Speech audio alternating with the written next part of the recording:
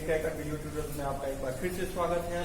आज हम लोग चर्चा करेंगे ग्लाइकोजिनोलाइसिस यानी कि break down of glycogen molecule. आप पिछले वीडियो ट्यूटोरियल में जैसे हम लोगों ने चर्चा की थी, ग्लाइकोजेन एक स्टोर्ड मॉलिक्यूल ऑफ कार्बोहाइड्रेट है जो ग्लूकोज का हाईली ब्रांच्ड पॉलीमर है और इसका ब्रेकडाउन जो होता है वो तभी होता है जब सेल्स जो होता है लो एनर्जी लेवल के कंडीशंस में होता है। लो एनर्जी लेवल कंडीशंस का मतलब है कि सेल्स को एनर्जी की रिक्वायरमेंट है और वो एनर्जी रिक्वायरमेंट वो ग्लूकोज से पूरा करता है। और ग्लूकोज जो होता है वो तभी सेल्स को दो केस में सेल्स को मिल सकता है, जब ग्लूकोज का सेपरेट सिंथेसिस हो यानी कि ग्लूकोनियोजेनेसिस हो, और दूसरा लेवल है कि ग्लूकोज का ग्लाइकोजेन का ब्रेकडाउन हो जिससे ग्लूकोज 1 फॉस्फेट उसको मिलता है। ग्लूकोज 1 फॉस्फेट जो है वो इंटरमीडिएट मॉलिक्यूल है in the energy synthesize, that means either glycolysis और TCA cycles in cells. So यहां पे हम लोग देखेंगे, बेसिकली चर्चा करेंगे ग्लाइकोजिनोलाइसिस यानी कि ब्रेकडाउन ऑफ ग्लाइकोजेन। ग्लाइकोजिनोलाइसिस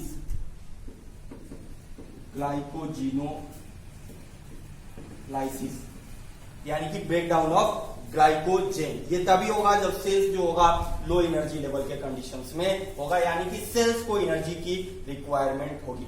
ये ग्लाइकोजिनोलाइसिस जो है वो बेसिकली दो एंजाइम्स के प्रेजेंस में ऑपरेट होता है। पहला एंजाइम है ग्लाइकोजेन फॉस्फोरिलेज एंड दूसरा एंजाइम है ग्लूकोनोट्रांसफरेज। ग्लाइकोजेन फॉस्फोरिलेज एंड ग्लूकोनोट्रांसफरेज ये दो बेसिक एंजाइम्स है जिससे हमारा ग्लाइकोजेन का ब्रेकडाउन होता है और फाइनली ग्लूकोज 1 फॉस्फेट मिलता है सेल्स को, जिससे सेल्स अपना एनर्जी रिक्वायरमेंट पूरा करता है, एनर्जी नीड को पूरा करता है। यहाँ पे हम देखते हैं कि ये दोनों एंजाइम्स जो होते हैं कैसे काम करते हैं, क्या क्या बेसिक इनका आइडिया होता है ग्लाइकोजिनोलाइसिस के पीछे, किस तरह ये काम करते हैं। तो यहाँ पे हमने आपको बताया कि ग्लाइकोजेन जो है हाईली ब्रांच्ड पॉलीमर है ग्लूकोज मॉलिक्यूल का। तो सबसे पहले बेसिक स्ट्रक्चर मान लो हम यहाँ पे देख सकते हैं कि ये हो गया हमारा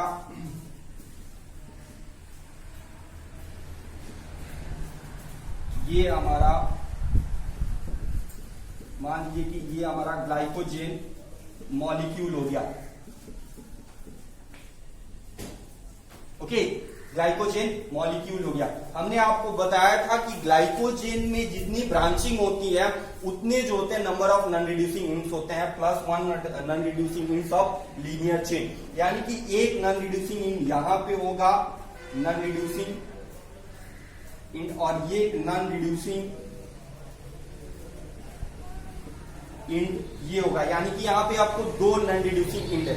तो अगर हम एंजाइम्स की बात करें तो जो हमारा ग्लाइकोजेन फॉस्फोरिलेज होता है वो एक काम करता है अल्फा 1,4 ग्लाइकोसिडिक बॉन्ड पे, अल्फा 1,4 ग्लाइकोसिडिक बॉन्ड को तोड़ देता है। एंड तो ये नॉन रिड्यूसिंग इंड के टर्मिनल से, यानी कि टर्मिनली रिमूव करता है glucose molecule from the non reducing end of the either branch or linear chain of glycogen molecule. So basically यानी कि अगर हम यहाँ पे अप्लाई करें आपको ग्लाइकोजेन फॉस्फोरिलेज को, तो यहाँ पे दो जगह पे वो काम करेगा। पहला इस नॉन रिड्यूसिंग इंड पे काम करेगा और दूसरा इस नॉन रिड्यूसिंग इंड पे काम करेगा, और टर्मिनली ये सारे ग्लूकोज मॉलिक्यूल को as a glucose 1 phosphate remove करेगा। लेकिन यहाँ पे एक लिमिटेशन है ग्लाइकोजेन फॉस्फोरिलेज के लिए। पहला लिमिटेशन ये है कि ये जो है वो उसका जो रिमूवल एक्टिविटी होता है, जो टर्मिनल रिमूवल एक्टिविटी होता है, लिमिटेड होता है। यानी कि ये यहाँ पे अगर हम देखें तो इधर से 4 ग्लूकोज मॉलिक्यूल को वो छोड़ देता है और यहां से भी 4 रेसिड्यू को, यानी कि 4 रेसिड्यू को छोड़ करके 4 रेसिड्यू 1 2 3 4, यानी कि उसका रिमूवल जो होता है वो यहीं तक होता है। यहां तक आते आते उसका रिमूवल यानी कि उसकी एक्टिविटी जो होती है बंद हो जाती है, वो काम यहां पे नहीं करती है। अब यहां पे आकर के वो रिमूव करना बंद कर देता है, यानी कि ब्रांचिंग पॉइंट से 4 रेसिड्यू अवे वो रिमूव करना बंद कर देता है।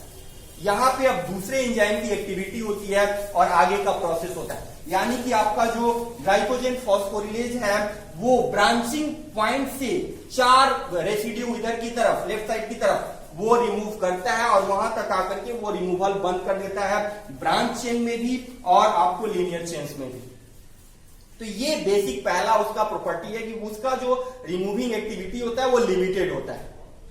अब यहां पे जो दूसरा एंजाइम यहाँ पे हम यहाँ पे लिख सकते हैं कि ये मान लीजिए, हाँ यहाँ पे जो हमने आपको या आप यहाँ पे लिख सकते हैं कि यहाँ जो एक्टिविटी होता है आपको ग्लाइकोजेन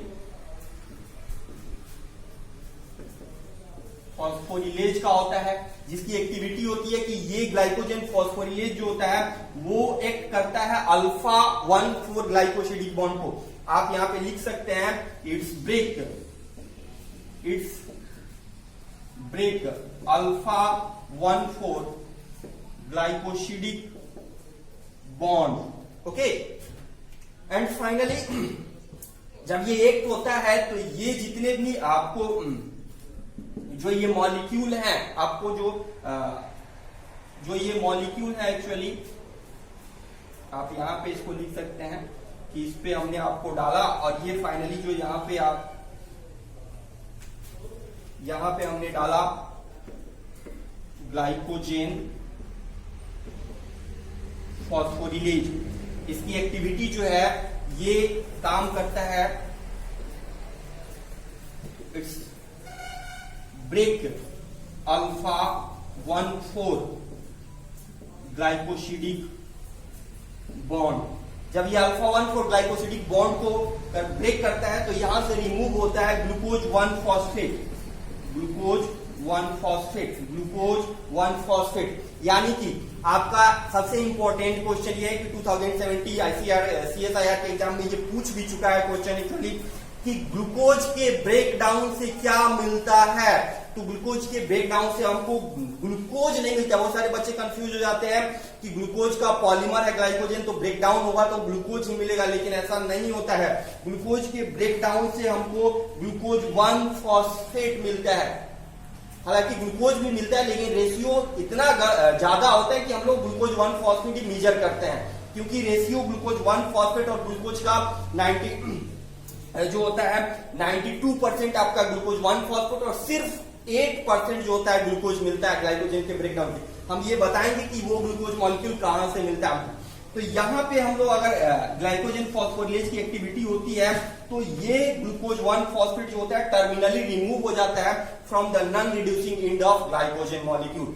सो अगेन जो हमको बचता है इसके बाद वो ऐसा कुछ स्ट्रक्चर हमको मिलता है। यहाँ पे हमने आपको बताया कि ब्रांचिंग एंड से 4 रेसिड्यू। ओके, तो रिमूव होने के बाद ऐसा मॉलिक्यूल मिलता है। यहां पे यानी कि इस जगह पे हम दूसरा एंजाइम अप्लाई करते हैं। सेल्स जो होता है दूसरा एंजाइम यहाँ पे अप्लाई करती है, वो एंजाइम होता है ग्लूकोनोट्रांसफरेज।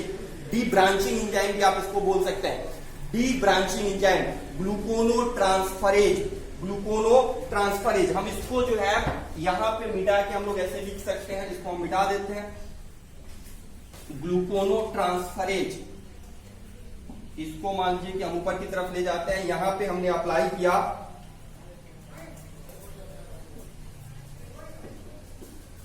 ग्लूकोनोट्रांसफरेज। ये ग्लूकोनोट्रांसफरेज क्या कर देता है कि ब्रांचिंग एंजाइम, इसकी ग्लूकोनोट्रांसफरेज की अगर बात करें तो इसकी 2 एक्टिविटी होती है, हम अभी चर्चा करेंगे। लेकिन पहला जो एक्टिविटी होता है ये होता है कि ये ब्रांचिंग चेन है उसमें से 3 रेसिड्यूज को सबसे पहले रिमूव करता है, टर्मिनली रिमूव करता है।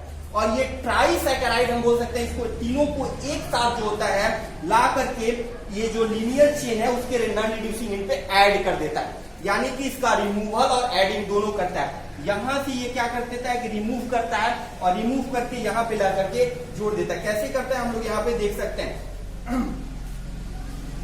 हम इसको अंडरलाइन कर देते हैं। ओके, यही आके यहां पे जुड़ेगा। तो यहां पे एक्चुअली जो हमारा नया न्यू स्ट्रक्चर होगा आफ्टर एक्शन ऑफ ग्लूकोनोट्रांसफरेज, वो कुछ ऐसा होगा,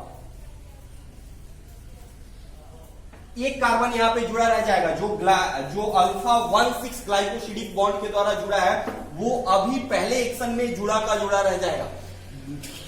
और यहां पे जो है ये जो 3 ग्लूकोज मॉलिक्यूल है वो आकर के ऐसे यहां पे नॉन रिड्यूसिंग इन पे ऐड हो जाएंगे। तो पहला एक्शन ये हुआ ग्लूकोनोट्रांसफरेज का, पहला एक्शन ये हुआ कि ये ब्रांचिंग चेन जो है उसमें से 3 टर्मिनल जो ग्लूकोज मॉलिक्यूल है उनको एज अ ट्राइसैकेराइड, सिंगल ही नहीं, एज अ ट्राइसैकेराइड रिमूव करके फाइनली उसको ऐड कर देता है आपको linear chain of linear chain of glycogen पे, उसके नॉन रिड्यूसिंग एंड पे। दूसरा जो एक्शन होता है वो होता है, वो इसी का दूसरा एक्शन होता है, यहां पे आप कह सकते हैं एक्ट एज, यहां पे एक्ट एज अल्फा 1,6 ग्लाइकोसिडेज पहला, और यहां पे ये एक्ट करता है as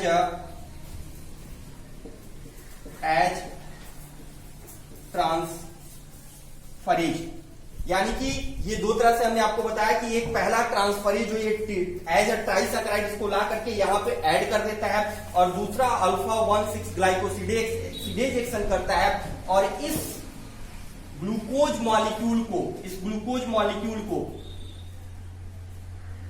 as a glucose remove कर देता है।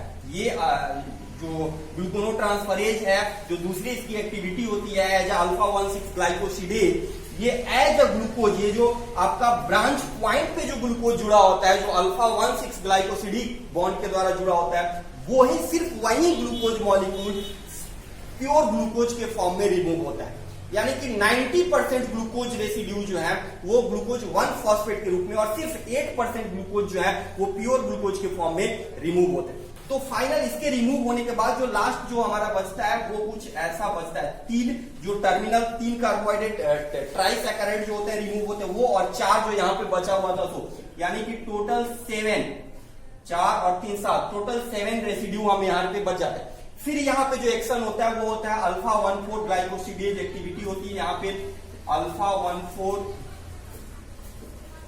ग्लाइकोसिडेज एक्टिविटी ऑफ, हमने पहले ही चर्चा की थी किसकी, यानी कि जो होता है ग्लाइकोजेन फॉस्फोरिलेज, इसकी ग्लाइकोजेन